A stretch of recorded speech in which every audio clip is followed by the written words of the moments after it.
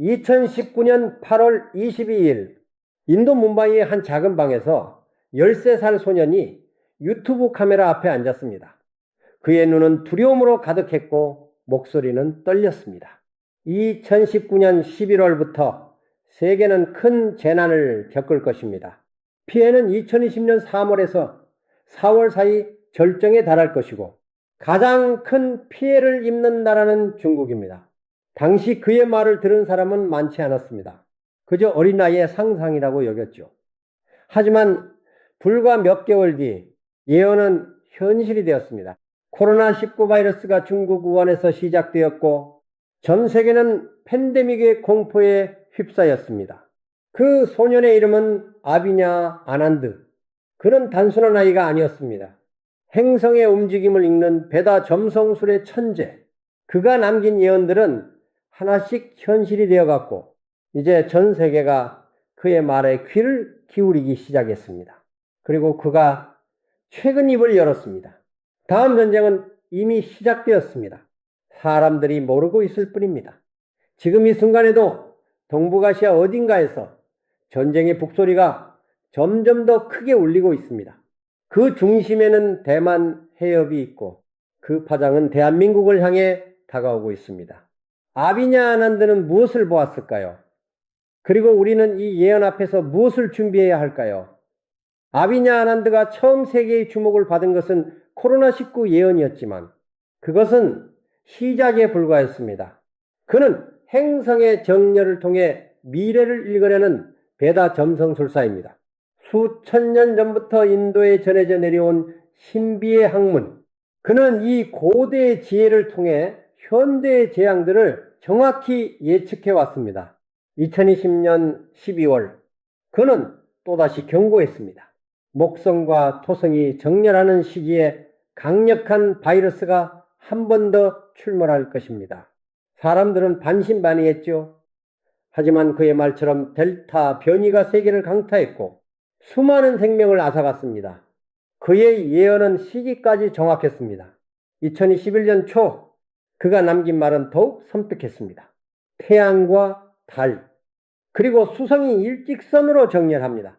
경제공황과 기근이 찾아올 것입니다. 그 무렵 시작된 우크라이나 사태, 전 세계적인 식량난, 나스닥 지수의 폭락, 그의 예언은 또다시 현실이 되었습니다. 러시아와 우크라이나의 전쟁 역시 그는 이미 예견했습니다. 곰과 독수리가 작은 땅을 두고 싸우게 될 것입니다. 곰은 러시아를, 독수리는 미국을 상징하는 말이었습니다. 2022년 2월 러시아가 우크라이나를 침공했을 때 사람들은 그제야 그의 예언을 떠올렸습니다. 가상화폐 폭락, 제주도 지진, 중국 양쯔강 홍수까지 그가 말한 것들은 하나씩 현실이 되어 갔습니다. 우연이라고 하기에는 너무 정확했고 억지라고 넘기기에는 너무 반복되었습니다. 이제 전 세계 수백만 명이 그의 유튜브 채널을 구독하고 있고 그가 새로운 예언을 올릴 때마다 전 세계 언론이 주목합니다. 그런 그가 지난 2022년 입을 열었습니다. 2023년부터 2029년 사이 3차 세계대전이 발생할 것입니다.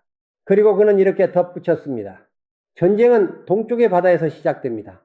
두 개의 용이 마주보는 곳에서 불이 붙을 것입니다. 아비냐 아난드가 말한 동쪽의 바다, 그것은 어디일까요?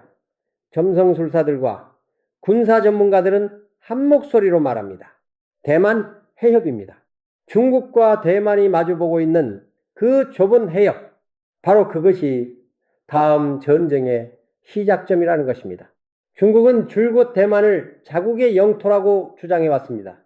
시진핑 주석은 공개적으로 말했습니다. 필요하다면 무력을 사용해서라도 통일을 이룰 것이다. 이것은 단순한 엄포가 아닙니다.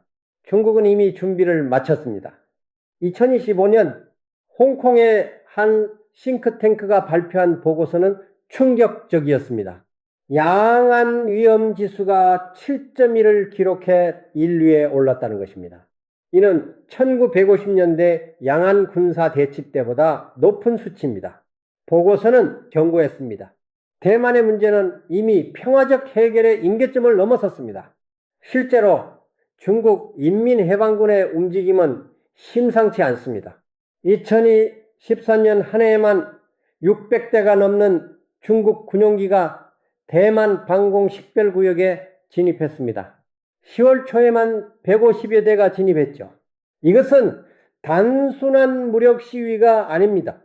침공 시뮬레이션입니다.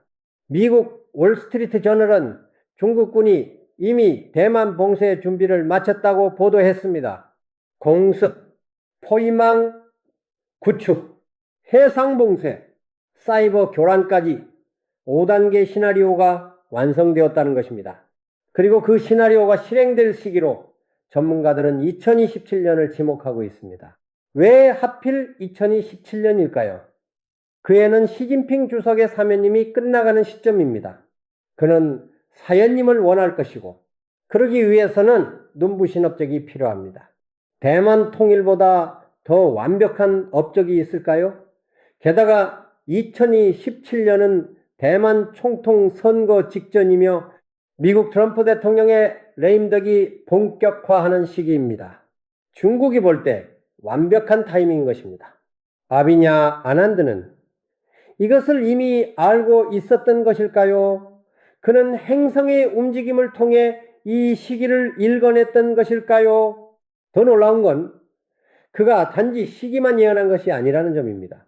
그는 전쟁의 방식까지 암시했습니다. 전쟁은 빠를 것입니다. 번개처럼 시작되어 폭풍처럼 끝날 것입니다. 아비냐 아난드가 남긴 이 말은 군사 전문가들을 놀라게 했습니다. 그가 묘사한 전쟁의 양상은 중국군의 실제 전략과 정확히 일치했기 때문입니다. 중국은 대만을 장기간 봉쇄하는 전략을 택하지 않을 것입니다. 그렇게 하면 미국과 동맹국들이 개입할 시간을 주게 됩니다. 대신 중국은 단기 강습전을 선택할 것입니다. 전격적으로 해협을 건너 상륙에 성공하고 교두보를 확보하는 것, 이것이 중국군의 핵심 전략입니다. 한 중국 군사평론가는 이렇게 말했습니다. 일단 교두보만 확보하면 전쟁은 끝난 것이나 마찬가지입니다. 미군이 도착하더라도 이미 땅에 자리 잡은 중국군을 몰아내는 것은 불가능에 가깝습니다. 그래서 중국은 속도에 모든 것을 걸 것입니다. 최근 130km가 넘는 대만 해협을 건너기 위해 중국이 민간인으로 위장한 군 병력을 여객기와 선박으로 점진적으로 잠입시키는 시나리오가 제기되고 있습니다. 만약 이 전략이 현실화된다면 대만은 중국의 해공군뿐만 아니라 이미 도심에 스며든 중국 육군과도 싸워야 합니다. 방어 난도는 급격히 상승할 것입니다. 아비냐 아난드는 이것을 예견했던 것일까요? 전쟁은 안에서 시작되고 밖에서 끝납니다. 그가 남긴 이 수수께끼 같은 문장은 혹시 내부 침투를 암시한 것일까요? 더 섬뜩한 것은 그가 전쟁의 확산을 예언했다는 점입니다. 불은 한 곳에서 타오르지만 연기는 사방으로 퍼집니다. 멀리 있다고 안전한 것이 아닙니다. 그가 말한 연기는 무엇을 뜻하는 걸까요? 대만에서 전쟁이 시작되면 한국은 안전할까요? 절대 그렇지 않습니다. 오히려 한국은 즉각 전쟁에 휘말릴 가능성이 매우 높습니다. 왜 그럴까요? 주한미군과 주일미군, 이것이 핵심입니다. 중국이 대만을 침공하는 순간 미국은 즉각 대응할 것입니다.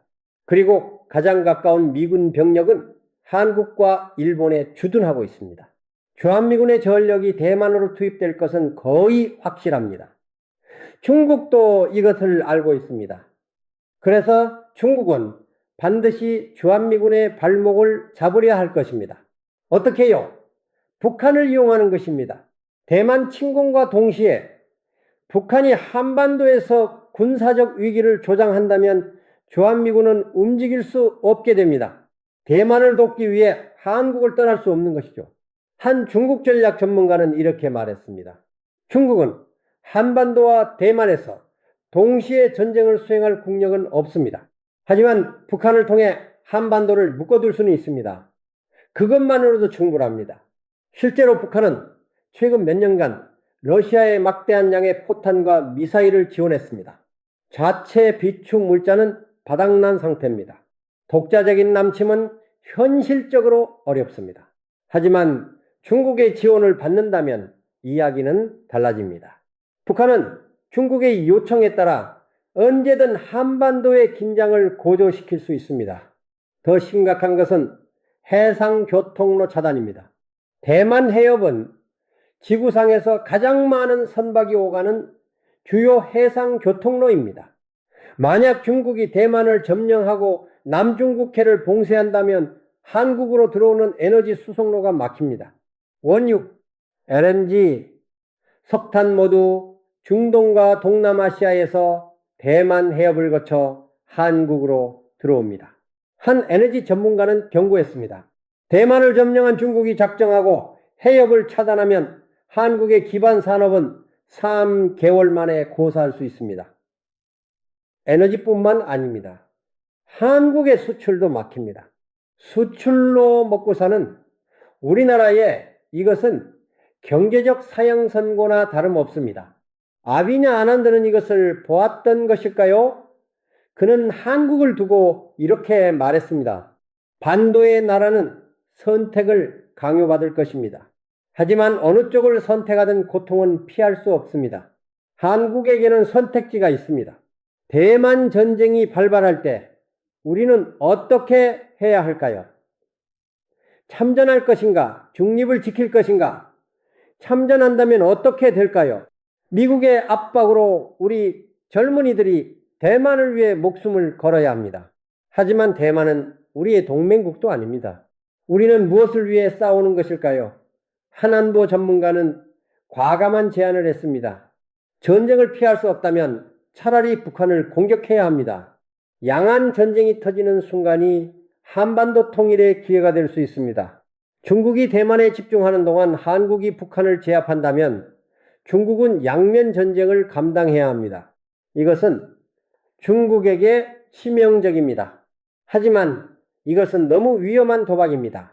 자칫하면 한반도 전체가 전쟁터가 될 수 있습니다. 중립을 지킨다면요, 그것 역시 쉽지 않습니다. 미국은 동맹국에게 참전을 요구할 것이 분명합니다. 거부하면 한미동맹은 끝장날 수 있습니다. 그렇게 되면 한국의 안보는 누가 책임집니까? 결국 우리는 선택해야 합니다. 미국과 함께 중국에 맞설 것인가? 중립을 지키며 위험을 감수할 것인가? 아니면 제3의 길을 찾을 것인가? 어느 쪽을 선택하든 대가는 있을 것입니다. 아비냐 아난드는 이렇게 말했습니다. 전쟁은 참여하지 않아도 피해를 입습니다. 하지만 참여하면 돌이킬 수 없는 상처를 입습니다. 이것은 선택의 문제가 아닌 것일까요? 아니면 생존의 문제인 것일까요? 아비냐 아난드는 점성술로 미래를 봅니다. 그렇다면 행성들은 정확히 무엇을 말하고 있을까요? 그의 예언을 뒷받침하는 천문학적 근거는 무엇일까요? 베다 점성술에서 화성은 전쟁을 상징합니다. 토성은 제약과 시련을 의미하죠. 2022년부터 화성과 토성이 반복적으로 만나는 시기가 있었습니다. 아비냐 아난드는 이 시기에 세계적인 갈등이 폭발할 것이라고 예언했고, 실제로 러시아와 우크라이나의 전쟁이 일어났습니다. 2025년부터 2027년 사이에는 더욱 강력한 행성 정렬이 일어납니다. 화성, 토성, 목성이 특정 위치에서 만나는 시기입니다. 점성술에서 이것은 매우 불길한 조짐입니다. 전쟁, 경제 붕괴, 자연재해가 동시에 일어날 수 있는 시기라는 것입니다. 아비냐 아난드는 이렇게 설명했습니다. 행성들의 움직임은 우리 카르마의 지도입니다. 그것은 인류가 쌓은 업보가 폭발하는 시점을 알려줍니다. 과학적으로 증명되지 않은 말이지만 그의 예언들이 계속 적중하면서 사람들은 귀를 기울이기 시작했습니다. 한 천문학자는 이렇게 말했습니다. 점성술을 믿지는 않지만 우연의 일치라고 하기에는 너무 정확합니다. 행성의 주기와 인류 역사의 큰 사건들 사이에 어떤 연관성이 있는지 연구해 볼 가치는 있습니다. 실제로 역사를 돌아보면 큰 전쟁들은 특정 천문 현상과 겹치는 경우가 많았습니다. 1차 세계대전, 2차 세계대전, 냉전의 시작 모두 행성들의 특별한 정렬 시기와 일치했습니다. 이것이 우연일까요? 아니면 정말 우주적 질서가 존재하는 걸까요? 아비냐 아난드는 확신합니다. 2017년은 피할 수 없는 전환점입니다. 준비하지 않으면 후회할 것입니다. 놀라운 것은 아비냐 아난드만이 전쟁을 예언한 것이 아니라는 점입니다. 전 세계 여러 예언자들이 비슷한 시기에 비슷한 내용을 예언하고 있습니다. 이것은 우연일까요? 불가리아의 맹인 예언가 바바 반가는 2025년에 대해 이렇게 말했습니다. 유럽의 지역들이 잔혹한 전쟁에 휘말릴 것이다. 이란과 이스라엘의 긴장이 고조되면서 3차 세계대전이 발발할 것이다. 그녀의 예언은 유럽에 초점을 맞추고 있지만 세계대전이라는 큰 틀에서 아빈야 아난드와 일치합니다. 16세기 예언가 노스트라다무스도 2025년을 두고 경고했습니다. 고대 전염병은 적보다 심할 것이다. 유럽이 잔혹한 전쟁에 휘말릴 것이다.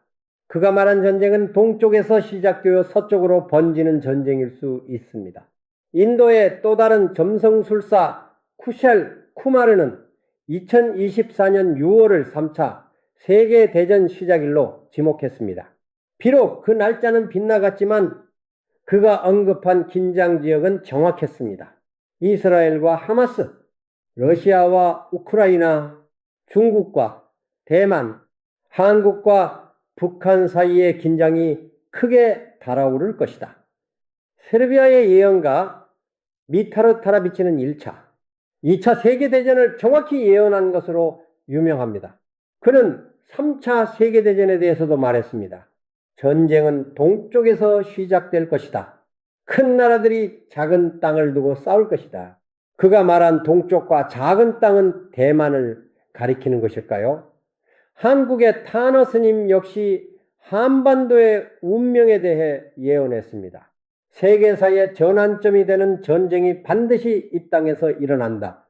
그가 본 전쟁은 남북전쟁일까요? 아니면 양안전쟁의 여파로 한반도가 전쟁터가 되는 것을 본 걸까요? 이렇게 많은 예언자들이 같은 시기, 같은 내용을 말하고 있습니다. 이것을 단순한 우연으로 치부할 수 있을까요? 아비냐 아난드는 군사적 충돌만 예언한 것이 아닙니다. 그는 경제 전쟁에 대해서도 경고했습니다. 전쟁은 총성으로만 시작되지 않습니다. 때로는 숫자로 시작됩니다. 2012년 그는 예언했습니다. 화성과 토성이 만나는 시기에 전 세계 경제가 1년 내 크게 격동할 것입니다. 주식 시장이 무너지고 화폐 가치가 흔들릴 것입니다. 그의 말대로 2022년부터 전 세계 증시가 폭락했고 인플레이션이 치솟았습니다. 그는 또한 가상화폐의 몰락을 예언했습니다. 땅 위에 없는 돈은 하늘에서도 인정받지 못합니다. 비트코인은 2021년 최고점에서 70% 이상 폭락했고 수많은 가상화폐 거래소가 무너졌습니다. 경제전쟁은 군사전쟁만큼이나 파괴적입니다. 아니, 어쩌면 더 파괴적일 수 있습니다. 총알은 몸을 관통하지만 경제붕괴는 영혼을 무너뜨립니다. 일자리를 잃고 집을 잃고 미래를 잃는 것, 이것이야말로 현대의 진짜 전쟁입니다. 대만 전쟁이 일어나면 경제적 충격은 상상을 초월할 것입니다. 대만은 전 세계 반도체 생산의 60% 이상을 담당합니다. 특히 첨단 반도체는 대만의 TSMC가 거의 독점하고 있습니다. 만약 대만이 전쟁터가 되면 전 세계 반도체 공급망이 붕괴합니다. 스마트폰, 자동차, 컴퓨터, 가전제품 모든 것이 멈춥니다. 현대 문명은 반도체 없이는 작동하지 않습니다. 한 경제학자는 경고했습니다. 대만 전쟁은 곧 글로벌 경제 대공황을 의미합니다. 1929년 대공황보다 더 심각할 수 있습니다. 한국은 특히 더 큰 타격을 받을 것입니다.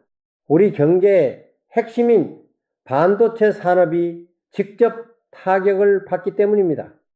삼성과 SK 하이닉스는 대만의 공급망에 의존하고 있습니다. 대만이 무너지면 한국 반도체 산업도 무너집니다. 아비냐 아난드는 이렇게 경고했습니다. 전쟁이 끝나도 경제는 회복되지 않을 것입니다. 적어도 10년은 걸릴 것입니다. 예언은 운명이 아닙니다. 예언은 경고입니다. 아비냐 아난드도 이렇게 말했습니다. 미래는 정해진 것이 아닙니다. 준비하는 자만이 살아남습니다. 그렇다면 우리는 무엇을 준비해야 할까요? 첫째, 정신적 준비입니다. 전쟁은 먼 나라 이야기가 아닙니다. 대만에서 전쟁이 나면 한국은 즉시 영향을 받습니다. 이것을 인정하고 받아들여야 합니다. 둘째, 물질적 준비입니다. 비상식량, 식수, 의약품을 준비해야 합니다. 해상봉쇄가 일어나면 수입이 끊깁니다. 최소 3개월치 생필품을 확보해야 합니다. 셋째, 경제적 준비입니다. 전쟁이 나면 주식과 부동산은 폭락합니다. 현금과 금을 확보해야 합니다. 특히 외화 보유가 중요합니다. 원화 가치가 폭락할 수 있습니다. 넷째, 정보 준비입니다. 전쟁이 나면 가짜 뉴스가 범람합니다. 신뢰할 수 있는 정보원을 미리 확보해야 합니다. SNS에 휘둘리면 안 됩니다. 다섯째, 공동체 준비입니다. 혼자서는 살아남을 수 없습니다. 가족, 이웃과 비상계획을 세워야 합니다. 서로 돕고 정보를 공유하는 네트워크가 필요합니다. 하지만 가장 중요한 준비는 마음가짐입니다. 두려움에 지배당하지 않아야 합니다. 패닉에 빠지면 올바른 판단을 할 수 없습니다. 냉정함을 유지해야 합니다. 아비냐 아난드는 말했습니다. 두려워하지 마십시오. 하지만 준비하십시오. 준비된 자는 살아남고 준비하지 않은 자는 후회합니다. 우리는 지금 거대한 선택 앞에 있습니다. 아비냐 아난드의 예언을 믿을 것인가 무시할 것인가. 하지만 이것은 믿음의 문제가 아닙니다. 준비의 문제입니다. 그의 예언이 빗나간다면 다행입니다. 준비한 것들은 나중에 쓰면 됩니다. 하지만 예언이 맞는다면요. 준비하지 않은 자들은 어떻게 될까요? 역사를 돌아보면 전쟁은 항상 예고 없이 온 것처럼 보입니다. 하지만 자세히 보면 신호는 있었습니다. 사람들이 무시했을 뿐입니다. 1차 세계대전 전 유럽은 평화로웠습니다. 2차 세계대전 전 사람들은 전쟁이 불가능하다고 믿었습니다. 한국전쟁도 마찬가지였습니다. 지금 대만 해협에서는 매일 긴장이 고조되고 있습니다. 중국 군용기가 날아다니고 군함이 해협을 오갑니다. 대만은 군사훈련을 2배로 늘렸습니다. 미국은 무기를 대만에 판매하고 있습니다. 이 모든 것이 신호입니다. 아비냐 아난드가 본 미래는 이미 시작되고 있는 것일까요? 2027년. 우리는 정말 전쟁의 한복판에 있을까요? 행성들의 정렬은 정말 인류의 운명과 연결되어 있을까요? 우리는 알 수 없습니다. 하지만 한 가지는 분명합니다. 준비하지 않으면 후회한다는 것. 그리고 후회할 때는 이미 늦다는 것. 마지막으로 아비냐 아난드가 남긴 한 문장을 전합니다. 별들은 거짓말하지 않습니다. 거짓말하는 것은 별을 보지 않는 사람들입니다. 여러분은 무엇을 보고 계십니까? 평화로운 일상입니까? 아니면 다가오는 폭풍입니까? 선택은 여러분의 몫입니다. 하지만 시간은 흐르고 있습니다. 행성들은 계속 움직이고 있습니다. 그리고 역사는 반복됩니다. 85세 노승이 천천히 입을 열었다. 이 나라의 지도자들은 모두 같은 운명선을 걷고 있습니다. 권력의 정점에 오르지만 끝은 쇠사슬입니다. 2019년 늦가을 인도 다람살라의 한 사원, 티베트 불교의 고승 텐진 림포체가 한국인 방문객의 손바닥을 들여다보며 남긴 말은 단순한 점술이 아니었습니다. 그로부터 불과 몇 년 사이 그의 예언은 하나씩 현실이 되어 갔습니다. 전직 대통령의 구속, 현직 대통령의 탄핵, 그리고 아직 오지 않은 미래의 지도자에 대한 경고까지 이 모든 것이 한 노승의 송구밀기에서 시작되었습니다. 우리는 지금 믿기 어려운 이야기의 문턱에 있습니다.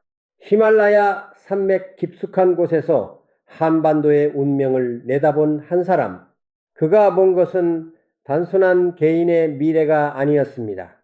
그것은 한나라 전체의 격변이었고 71년 분단의 종말이었으며 아무도 예상하지 못한 새로운 시작이었습니다. 텐진 림포체가 남긴 예언의 실체를 파헤쳐 보겠습니다. 그가 어떻게 한국 대통령들의 운명을 정확히 맞췄는지, 2024년 12월 그 충격적인 밤을 어떻게 예견했는지, 그리고 2026년 한반도에 어떤 변화가 찾아올 것인지 예언은 이미 시작되었고 우리는 그 한가운데에 있습니다. 텐진 림포체는 1939년 티베트 동북부 지역의 작은 마을에서 태어났습니다. 그가 3살이 되던 해 마을의 고승들은 이 아이에게서 범상치 않은 기운을 감지했습니다.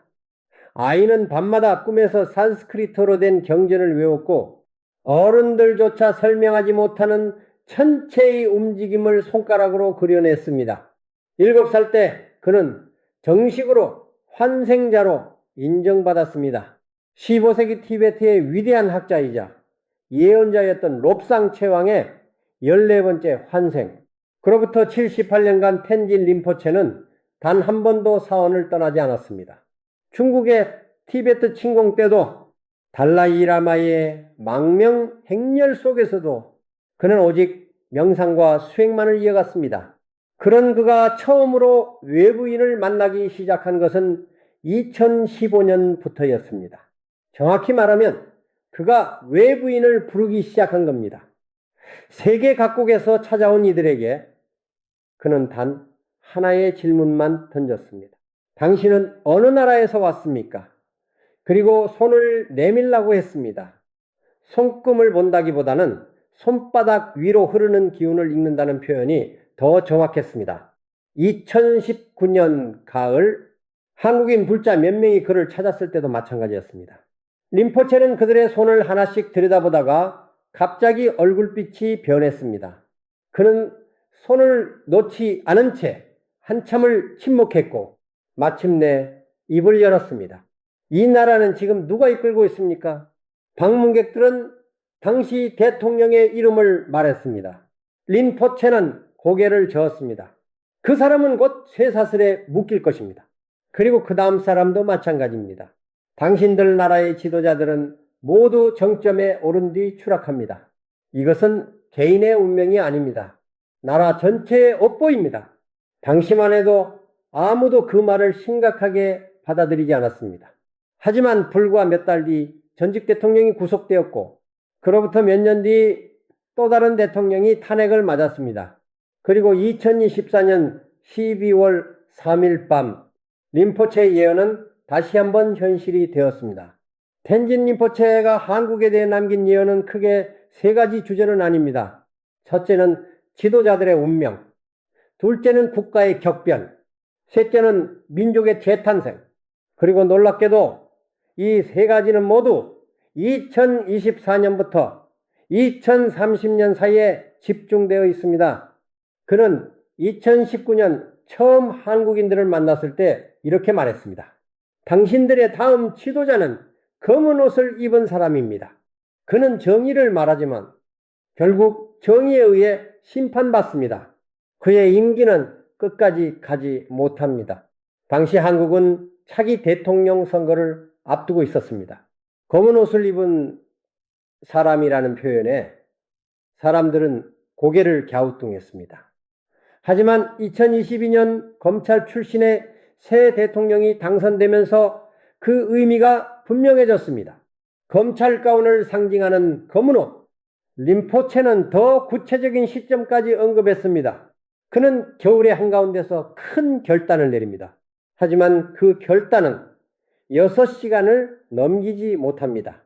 해가 뜨기 전 모든 것이 원래대로 돌아가지만은 그의 운명은 이미 정해집니다. 2014년 12월 3일 밤 10시 20분 비상계엄령이 선포되었습니다.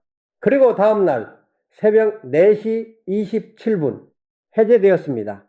정확히 6시간 7분, 림포체가 말한 6시간, 해가 뜨기 전 원래대로 돌아간 상황, 그리고 그로부터 며칠 뒤 탄핵 소추안이 가결되었습니다. 어떻게 히말라야의 노승이 한반도의 정치 일정을 이토록 정확히 맞출 수 있었을까요? 림포체는 이렇게 설명합니다. 나는 미래를 보는 것이 아닙니다. 카르마의 흐름을 읽을 뿐입니다. 모든 행위는 결과를 낳고 모든 결과는 이미 행위 속의 씨앗으로 존재합니다. 당신들 나라의 지도자들은 같은 씨앗을 심고 있습니다.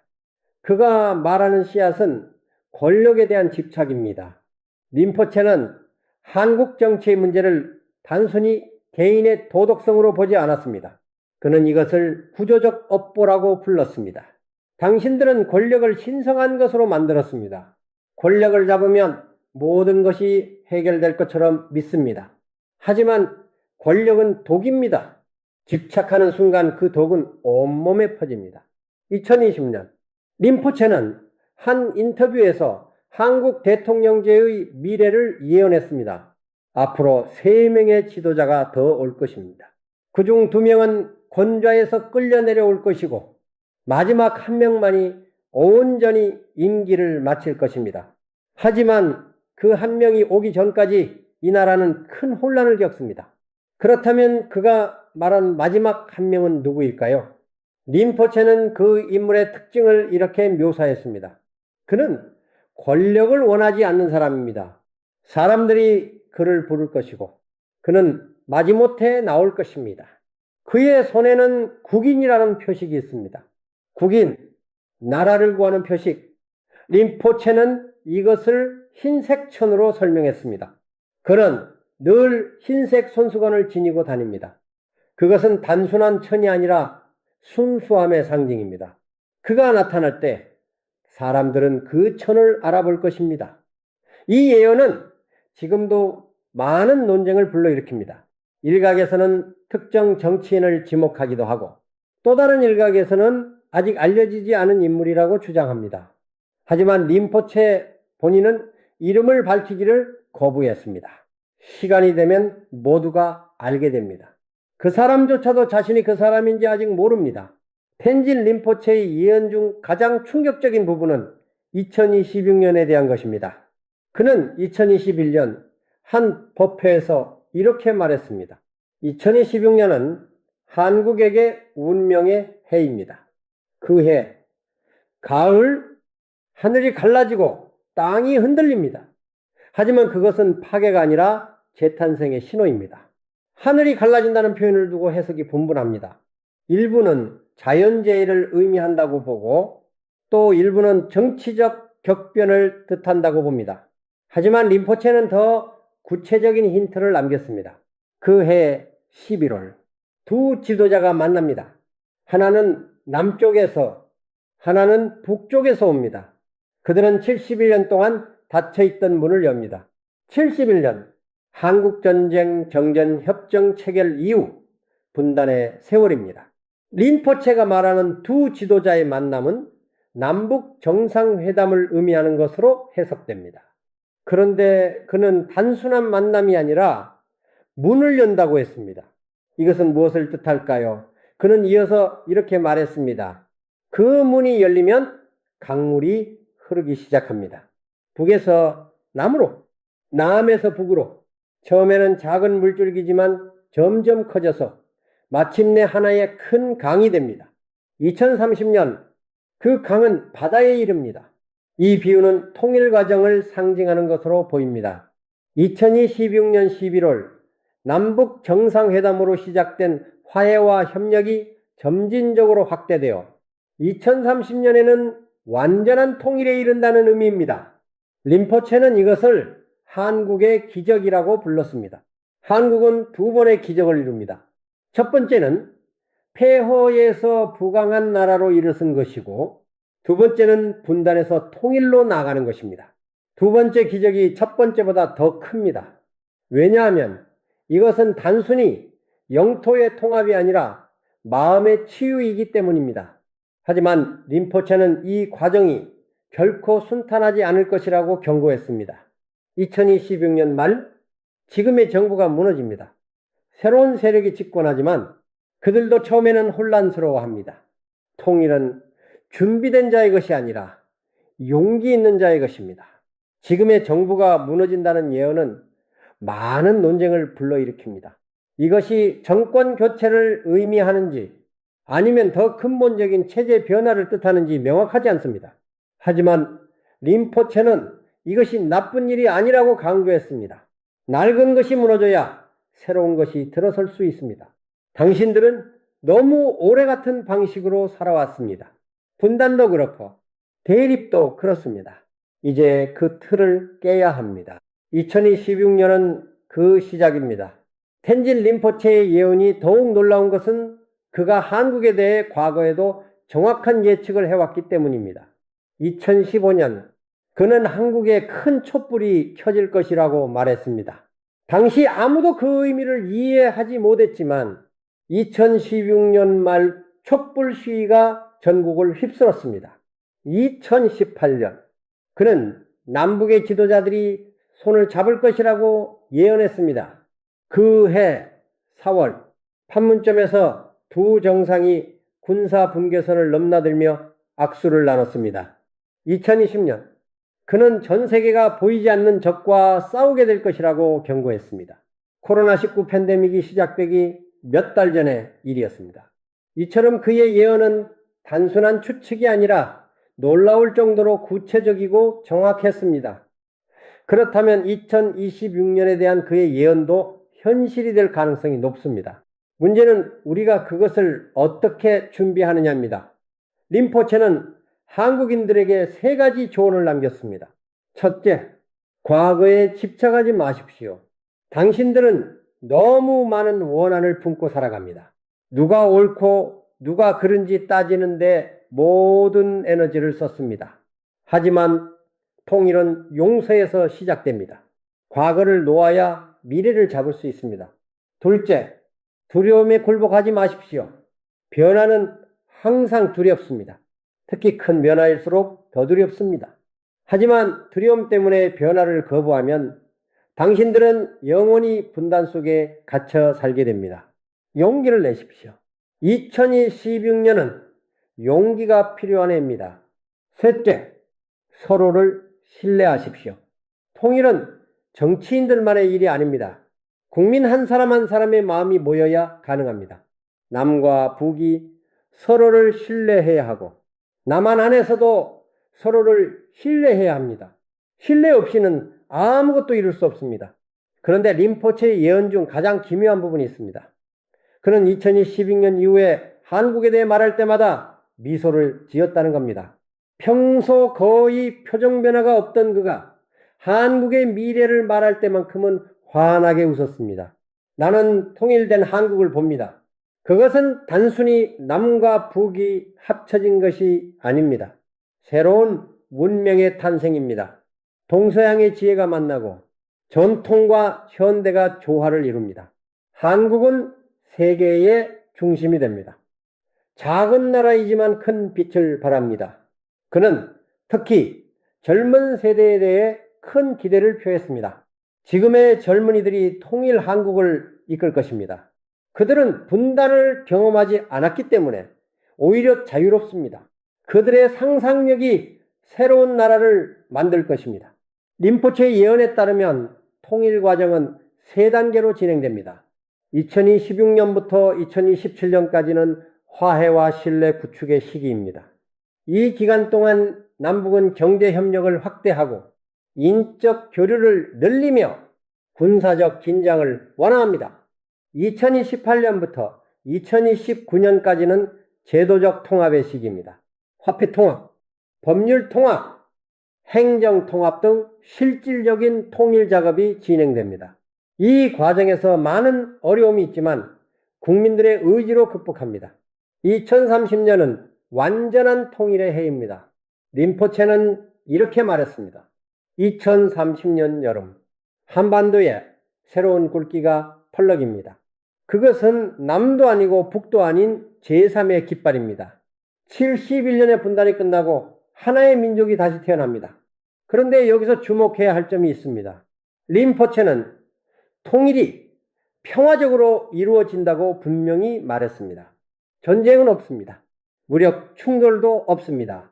이것은 대화와 타협으로 이루어지는 통일입니다. 세계가 놀랄 것입니다. 어떻게 이것이 가능한가 하고, 그렇다면 북한의 변화는 어떻게 일어날까요? 림포체는 이에 대해서도 힌트를 남겼습니다. 북쪽에서 예상치 못한 일이 벌어집니다. 권력의 중심이 흔들리고 새로운 목소리가 나옵니다. 그 목소리는 젊고 그 목소리는 변화를 원합니다. 일부 전문가들은 이것이 북한 내부의 세대교체나 정권 변화를 암시한다고 해석합니다. 하지만 림포체는 구체적인 상황을 설명하지 않았습니다. 다만 그는 이렇게 덧붙였습니다. 모든 것은 때가 있습니다. 2016년은 그때입니다. 2023년 림포체는 마지막 법회에서 한국에 대한 최종 메시지를 남겼습니다. 당시 그는 이미 건강이 좋지 않았고 말을 하는 것조차 힘들어 보였습니다. 하지만 그는 끝까지 한국인들에게 전할 말이 있다며 자리를 지켰습니다. 나는 곧 이 몸을 떠날 것입니다. 하지만 걱정하지 마십시오. 내가 본 미래는 변하지 않습니다. 2016년 당신들은 역사의 전환점을 맞이할 것이고 2030년 당신들은 새로운 시작을 경험할 것입니다. 이것은 예언이 아니라 약속입니다.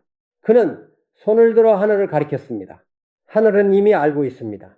땅도 준비하고 있습니다. 이제 남은 것은 사람들의 마음뿐입니다. 당신들의 마음이 열리면 모든 것이 열립니다.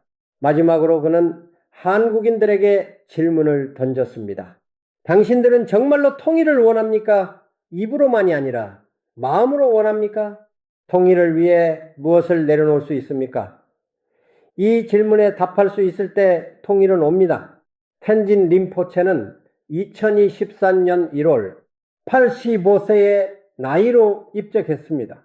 그의 마지막 말은 이것이었다고 합니다. 한국을 보십시오. 2016년을 기억하십시오. 그리고 그는 조용히 눈을 감았습니다. 그가 떠난 지 1년이 지난 지금 우리는 그의 예언이 하나씩 현실이 되는 것을 목격하고 있습니다. 2024년 12월의 계엄령과 탄핵, 2025년의 정치적 혼란, 그리고 다가오는 2026년. 그가 본 미래가 정말 우리 앞에 펼쳐질까요? 림포체의 제자들은 스승이 남긴 예언록을 정리하여 책으로 펴냈습니다. 그 책의 마지막 장에는 이런 문장이 적혀 있습니다. 예언은 운명이 아니라 가능성입니다.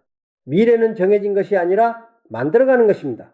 하지만 카르마의 흐름은 강물과 같아서 일단 흐르기 시작하면 바다로 향합니다. 그렇다면 지금 한국은 어느 지점에 와 있을까요? 림포체의 예언에 따르면 우리는 폭풍 전야에 있습니다. 2026년은 변화의 해이고 2027년부터는 본격적인 통일 과정이 시작됩니다. 하지만 그 변화를 이끌 주체는 정치인이 아니라 국민입니다.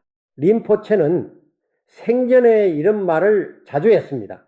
지도자는 백성의 거울입니다. 백성이 분열하면 지도자도 분열하고 백성이 통합하면 지도자도 통합합니다. 한국의 문제는 지도자가 아니라 백성의 마음입니다. 그는 특히 증오와 분노에 대해 경고했습니다. 당신들은 서로를 너무 미워합니다. 같은 민족끼리 원수처럼 대합니다. 이것이 분단보다 더 큰 문제입니다. 마음의 분단이 영토의 분단보다 더 깊습니다. 그러면서도 그는 희망을 잃지 않았습니다.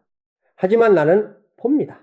당신들 안에 있는 선함을, 당신들 안에 있는 지혜를, 그것이 언젠가는 증오를 이길 것입니다. 2016년이 바로 그 시작입니다. 림포체가 남긴 예언 중 아직 풀리지 않은 수수께끼가 하나 있습니다. 그는 통일, 한국의 수도가 서울도 평양도 아니라고 했습니다. 새로운 나라는 새로운 중심이 필요합니다. 그것은 남도 북도 아닌 중간의 땅입니다. 오래된 역사와 새로운 희망이 만나는 곳입니다. 일부에서는 개성을 떠올리고 또 다른 일부에서는 완전히 새로운 도시 건설을 상상합니다. 하지만 림포체는 구체적인 지명을 밝히지 않았습니다. 때가 되면 그곳이 스스로 드러날 것입니다. 그는 통일 한국의 모습도 그려 보였습니다. 북의 자원과 남의 기술이 만납니다. 북의 땅과 남의 자본이 만납니다. 하지만 가장 중요한 것은 북의 순수함과 남의 역동성이 만나는 것입니다. 이것이 새로운 문명을 만듭니다. 그는 특히 젊은 세대의 역할을 강조했습니다. 통일은 노인들의 향수가 아니라 젊은이들의 미래입니다. 그들이 상상하는 대로 통일 한국이 만들어집니다. 그들에게 기회를 주십시오. 그들을 믿으십시오. 림포체의 예언이 우리에게 던지는 질문은 분명합니다. 우리는 정말 통일을 원하는가? 통일을 위해 무엇을 내려놓을 수 있는가? 남북 간의 차이를 어떻게 극복할 것인가? 그리고 가장 중요하게 우리는 서로를 용서하고 신뢰할 수 있는가? 2026년은 이제 1년도 채 남지 않았습니다. 림포체가 예언한 그 해가 곧 다가옵니다.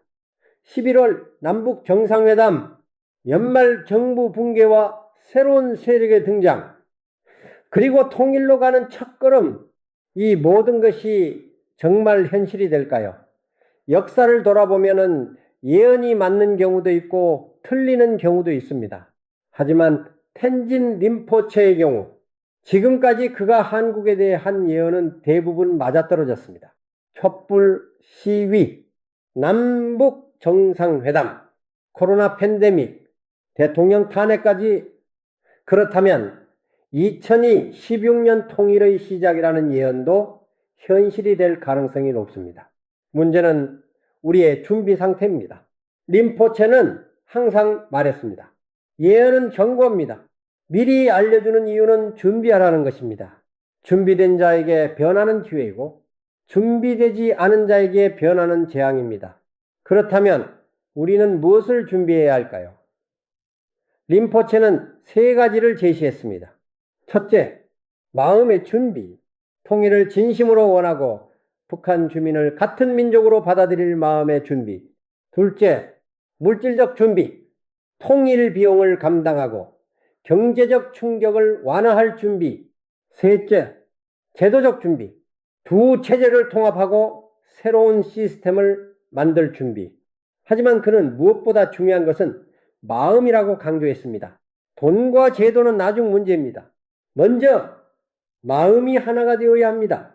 마음이 준비되지 않으면 아무리 많은 돈과 좋은 제도가 있어도 통일은 실패합니다. 텐진 림포체가 본 2016년의 한국은 혼란 속에서 희망을 찾는 나라입니다. 낡은 질서가 무너지고 새로운 질서가 들어서는 과도기, 고통스럽지만 필요한 진통, 그리고 그 끝에는 71년 분단의 종말과 새로운 시작이 기다리고 있습니다. 그는 우리에게 두려워하지 말라고 했습니다. 변화를 받아들이라고 했습니다. 서로를 신뢰하라고 했습니다. 그리고 무엇보다 미래를 향해 나아가라고 했습니다. 과거는 이미 지나갔습니다. 미래는 아직 오지 않았습니다. 지금 이 순간만이 진짜입니다. 지금 이 순간 당신들이 무엇을 선택하느냐에 따라 미래가 결정됩니다. 2016년은 선택의 해입니다. 현명하게 선택하십시오. 림포체의 마지막 본문은 이렇게 끝났습니다. 나는 통일된 한국을 봅니다. 그것은 아름답습니다. 오래 걸리지 않습니다. 2030년이면 됩니다. 하지만 그 시작은 2016년입니다. 준비하십시오. 마음을 여십시오. 그리고 믿으십시오. 불가능한 것은 없습니다. 85 세노승은 눈을 감았습니다. 하지만 그가 본 미래는 여전히 우리 앞에 펼쳐져 있습니다. 2016년 11월 남북 정상이 만나 71년 분단의 문을 열 것인가? 2027년부터 2029년까지 단계적 통합이 진행될 것인가? 그리고 2030년 우리는 정말 하나의 민족으로 다시 태어날 것인가? 그 답은 아직 아무도 모릅니다.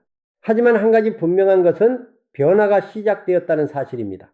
2014년 12월 계엄령과 탄핵으로 시작된 격변의 물결은 이제 멈출 수 없을 것 같습니다. 그리고 그 물결이 어디로 흘러갈지는 우리의 선택에 달려 있습니다.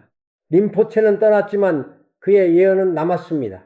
손금 하나로 대한민국의 운명을 읽었던 그 노승, 히말라야 산맥 깊숙한 곳에서 한반도의 미래를 내다봤던 그 예언자, 그가 본 2016년은 이제 우리 코앞에 와 있습니다. 림포체가 본 그 미래를 여러분은 믿습니까? 2016년 정말 무언가가 시작될까요? 흰 손수건을 든 지도자는 과연 나타날까요? 그리고 2030년 우리는 하나가 될 수 있을까요? 예언은 미래를 보여주지만 미래를 결정하지는 않습니다. 미래를 만드는 것은 예언자가 아니라 우리 자신입니다. 림포체는 방향을 가리킬 뿐 걸어가는 것은 우리의 몫입니다. 2016년이 다가오고 있습니다. 운명의 해가 시작됩니다. 71년 분단의 종말과 새로운 시작의 서막, 그 역사적 순간을 우리는 어떻게 맞이할 것인가? 그 선택이 바로 지금 우리 손에 달려 있습니다. 손금 하나로 시작된 예언, 2016년 그 예언은 현실이 될 것인가? 히말라야의 노승이 본 통일, 한국의 꿈은 과연 이루어질 것인가? 그 해답은 여러분이 쥐고 있습니다.